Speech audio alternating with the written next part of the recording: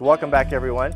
Today we're going to find out, is there a difference between a USA-made crescent wrench at $35, a Chinese-made crescent wrench at $5? Oh, there it goes. So thanks for joining me. I think this is going to be a very interesting test and something that I have wondered for a long time. So, crescent wrench, man, talk about a staple in any man's toolbox. I mean, a must-have tool. Every time you break out a crescent wrench in a video, there's always going to be someone, maybe, I don't know what we call them, elitists, that say you should never use a crescent wrench. Anyone who says that doesn't know what they're talking about. Yes, of course, it's better to use a box-in wrench or a wrench that fits the nut, but the reality of it is if you're down in the field or you're packing tools to a remote location or you want to have something in your truck that just does about everything and you don't want to pack 300 pounds of tools around, a crescent wrench is actually a very interesting, or really a great choice and a must-have. One interesting fact that I just learned about these, the first crescent wrench was invented in right around 1917 by the Crescent Company. Of course, it's still by most of us, it's referred to that to this day, even though it's an adjustable wrench and the Crescent was the brand name. Of course, the patent ran out years ago and there's a million different companies making them.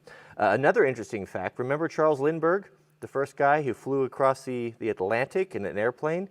He took only a very few things with him because weight was so important. He took gas, water, a sandwich, a pair of pliers, and a crescent wrench. So to give you an idea, when he had to make hard choices on what tool to take, that's what he took. So we are going to test these to failure using I will break thee, my ultimate cheater bar that I have used to break a lot of tools is nothing more than a cut-off drive shaft from a Jeep Wrangler, but man, it has made a very good cheater bar and it has broken a lot of tools. So we'll see which one's going to be tougher and can we justify the cost difference? Let's talk about that a little bit and come up and look at the fit and finish of these.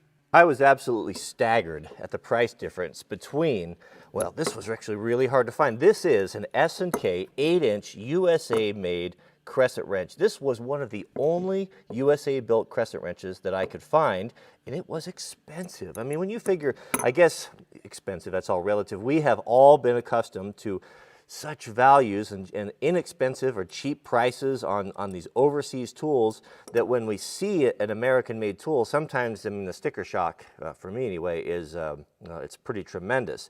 But so here we had it. I found it, an 8-inch crescent wrench on Amazon with $35, plus that included shipping. Versus, you won't believe this, the cheapest one I could find, overseas produced. It's industrial though. This one doesn't say industrial. It was a 3-pack, $4.97. It was so cheap that it had to be an add-on item. I had to order something else to get it. I couldn't believe it. How can you produce a tool where you get 3 of them, a 6, an 8, and a 10 for $4.95? I mean, I try to buy American whenever possible, but man, oh man, I mean, they don't make it easy for us sometimes. But we also, well, that's a whole nother video in itself. So let's take a look at the fit and finish here.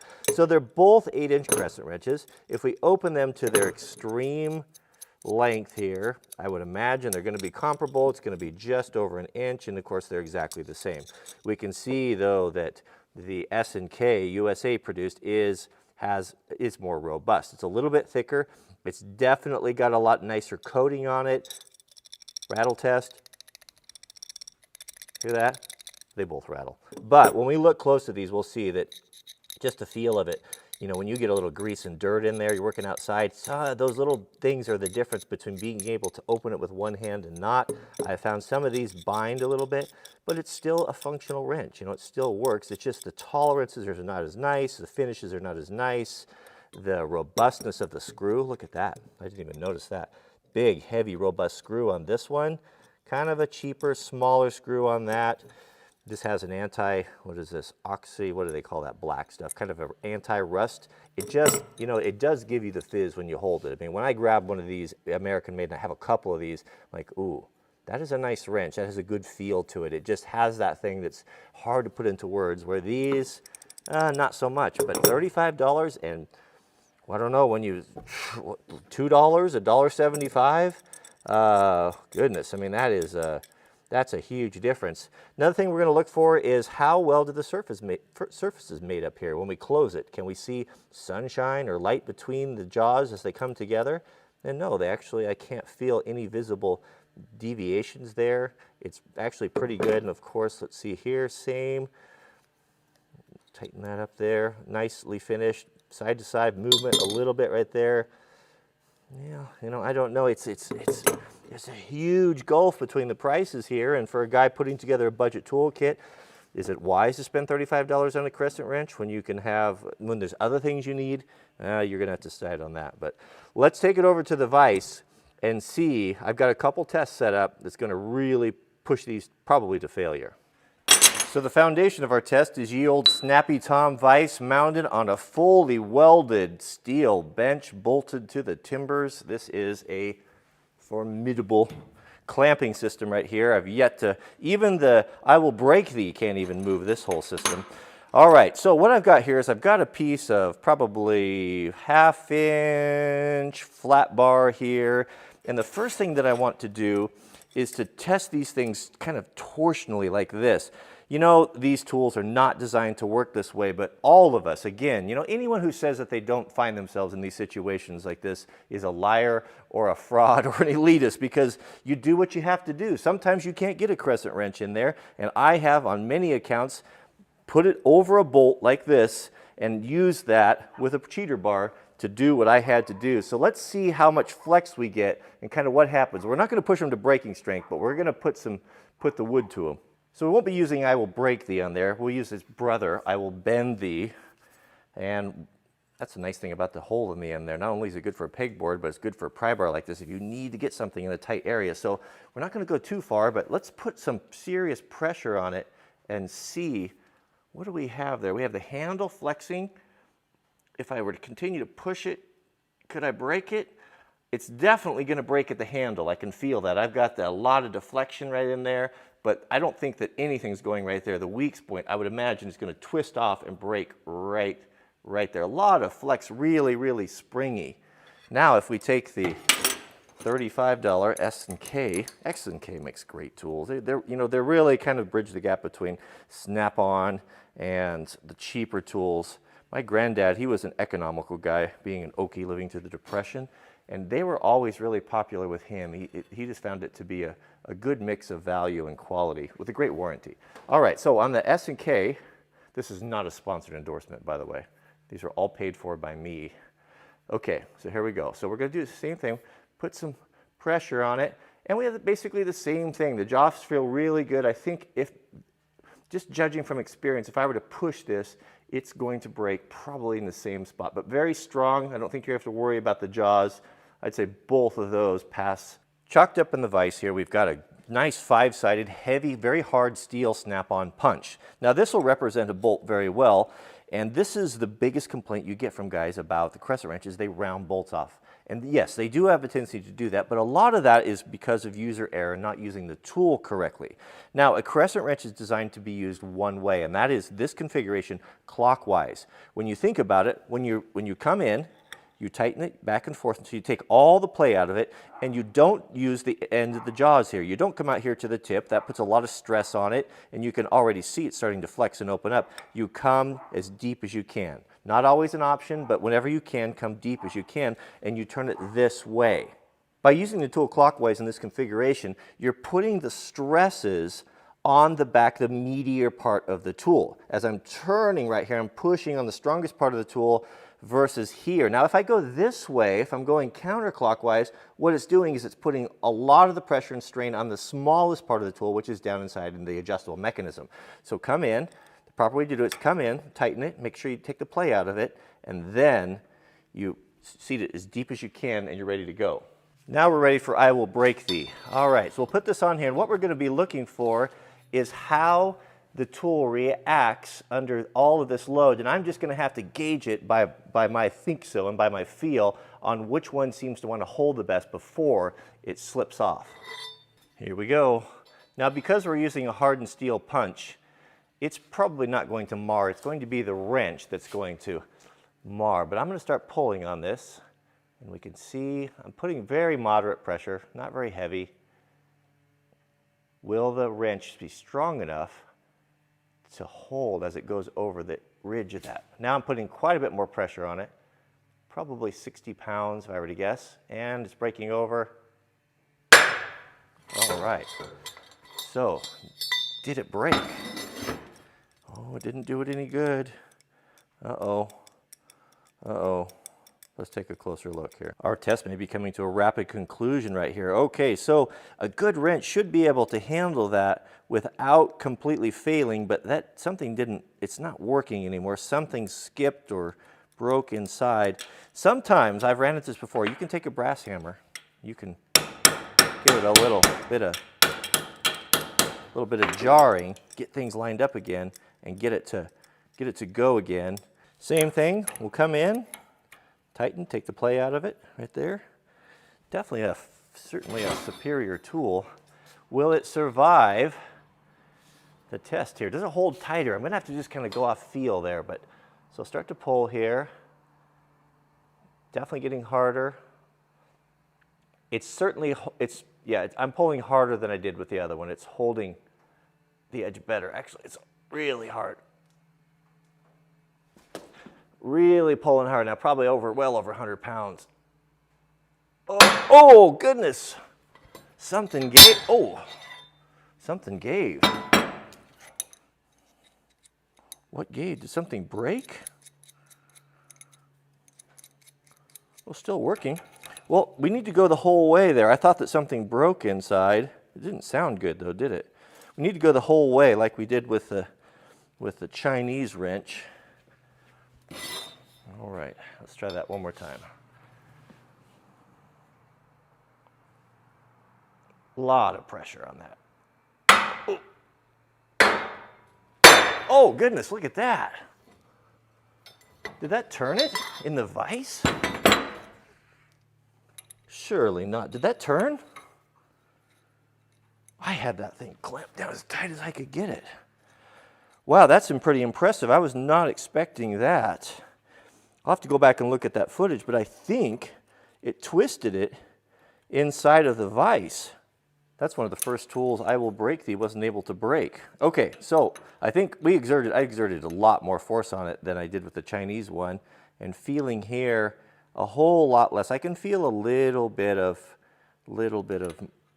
maybe something. No, it's not really. That's actually, it was a much better steel than the other one. I don't feel, it's not really dented or deformed. Actually, I think it doesn't deformed at all. I think it just few tool marks in there, but that's impressive. That's a very, very tough wrench.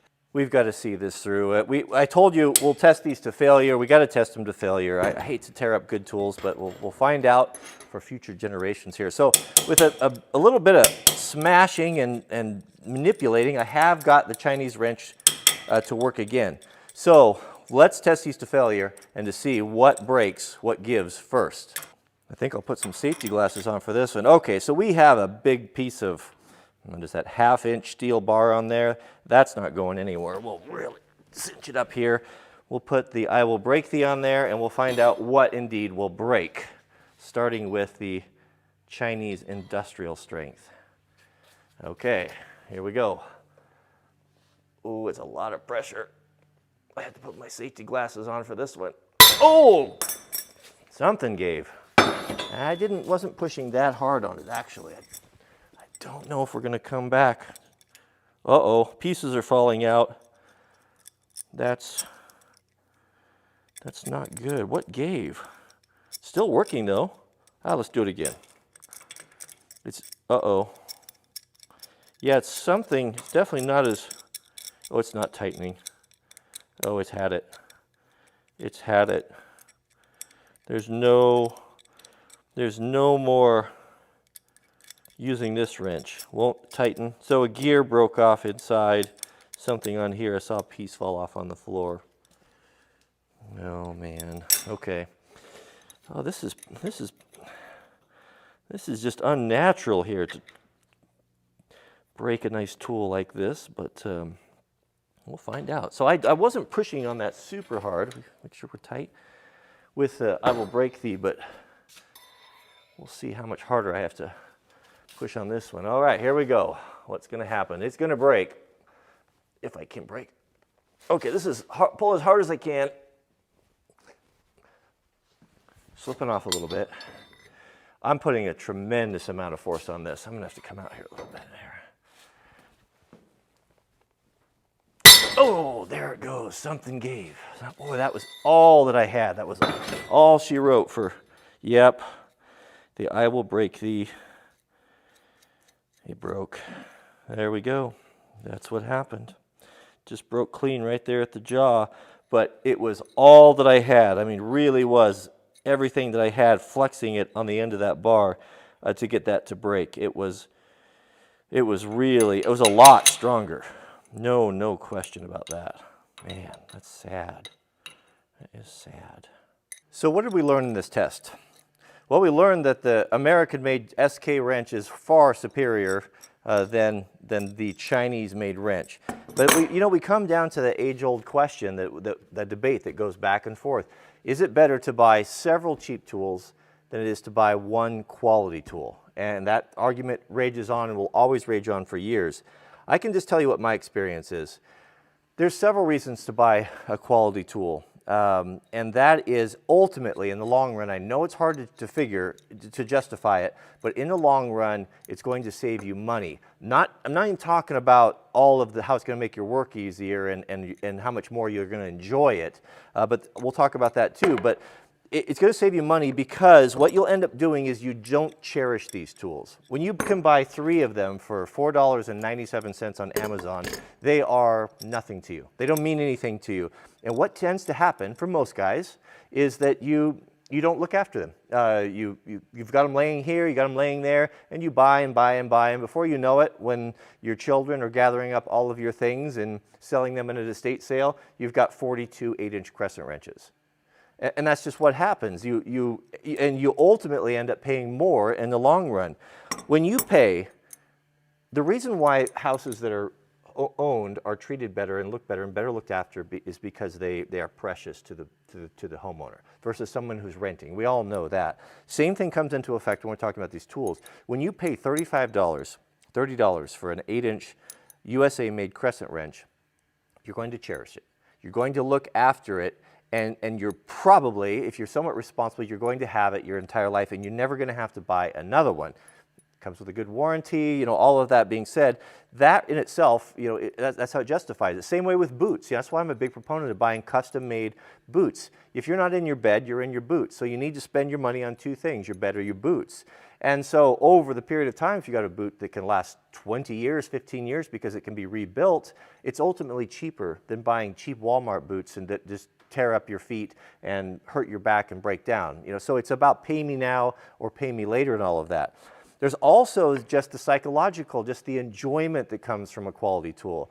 When I grab a snap-on wrench, when I grab a snap-on screwdriver, impact driver, there is a feeling that comes, it's hard to justify, or it's hard to explain, but I like it. It makes me feel good. I know I've got a quality tool in my hand, and it's enjoyable. And life is miserable in many aspects, and we all have a lot of trouble and heartache, and wherever we can find joy, and even if it's in simple things like tools or things that make us happy, that are proud of, that we enjoy and we look after, that to me, that has a value too that shouldn't be discounted.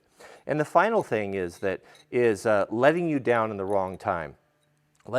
Many examples I could give of where quality tools made the difference. It saved the day. You may be up underneath of a car and you've got one chance to get that bolt off the bell housing, and it's in the hard to get area. And because you have a good wrench, it was able to fit on there and hold on there, and it broke loose and you got it out and didn't strip it out. Versus maybe you have a cheap wrench where you're under there in the same situation and it was just not quite good enough and it rounded and stripped the bolt off. Now you've got to pull, who knows what you have to do because that was your one chance and you lost it. What if you're in a remote location and you break down elk hunting or fishing or deer hunting and there's no one around camping, and that wrench, that crummy wrench that you bought, you needed it. It had to work. It had to function. It let you down and it failed, and it turned into be a big issue. So there's many reasons, and it's there's many varying levels of tools. So I can't tell you this is the one to get or this is the one not to get. It's just you have to kind of think about when you're making those purchases.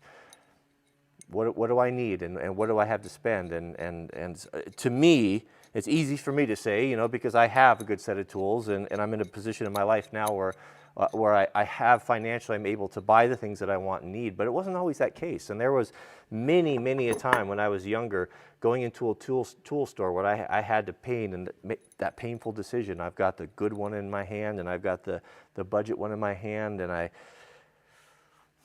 it's tough. It's tough. I don't have the answer for you, but just some things to think about. But that was kind of a fun test, and I'm really impressed with the S&K. That was a great wrench, one that I would really trust. So I'll put the links to these tools in the description, and tell me what tools you'd like to see tested next. We can test some things to failure, and maybe, you know, the good versus the bad, but let me know in the comments what you'd like to see, and I can get those coming. But I kind of enjoy this to kind of see what's what. So thanks for watching, and we'll see you guys on the next video.